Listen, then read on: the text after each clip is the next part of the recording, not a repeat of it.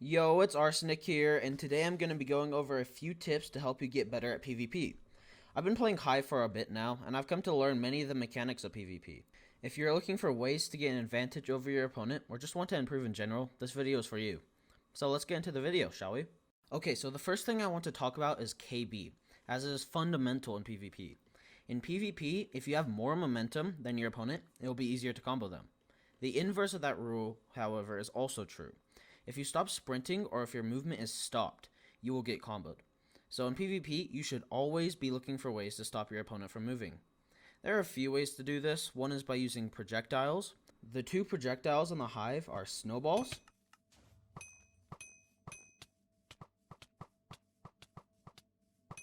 and bows. Both projectiles can be used to stop your opponent from moving as well as causing them to take vertical KB, making it really easy to combo them. However, if you don't have snowballs or a bow, or you're just not really good at aiming, blocks can also be used to stop movement. By simply placing a block in front of your opponent, you can make them run into the block, completely halting their movement and letting you combo them.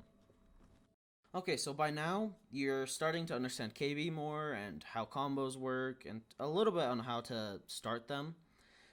Keeping them is a different matter though, and this section's going to kind of help you with that. This section's a bit more for keyboard and mouse, however the concept is mostly the same across the board. When comboing someone, you want to create as much distance as possible while still keeping them within your hit range.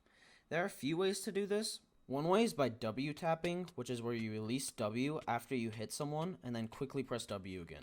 There's also S tapping, which is where you tap S while still holding W in a combo. There are a couple other ways you can use to keep your distance as well, such as shift tapping, but these are the two easiest for new players, and I would recommend you start with those first before getting too fancy. Do keep in mind that keeping your distance isn't only important on keyboard and mouse though.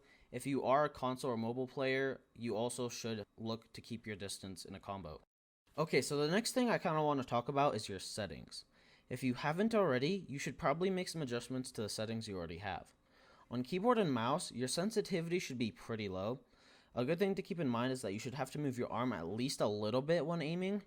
You can try adjusting your sense by 2 or 3 every day or even every hour if you want to get used to it. For those who play on controller, I would suggest that you use 100 sensitivity just like all the time so that you are able to react to things faster. As for your FOV settings, it's kind of up to personal preference and should be whatever you are comfortable playing with. You should, however, 100% turn off FOV is affected by gameplay, so your aim doesn't get thrown off when you sprint or get speed. Okay, so now that we've got the basics out of the way, let's delve into some things that maybe more experienced players might want to get into.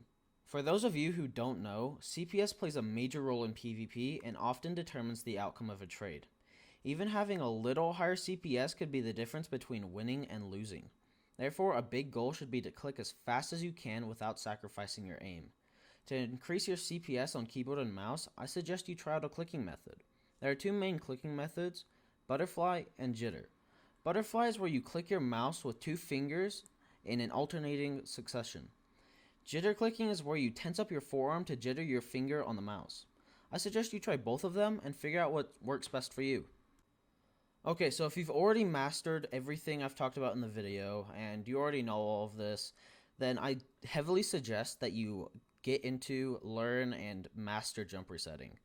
Now, what is a jump reset?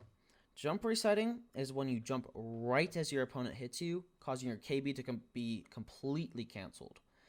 While it's risky if you mess up, getting the timing down on this will make you a really good PvPer.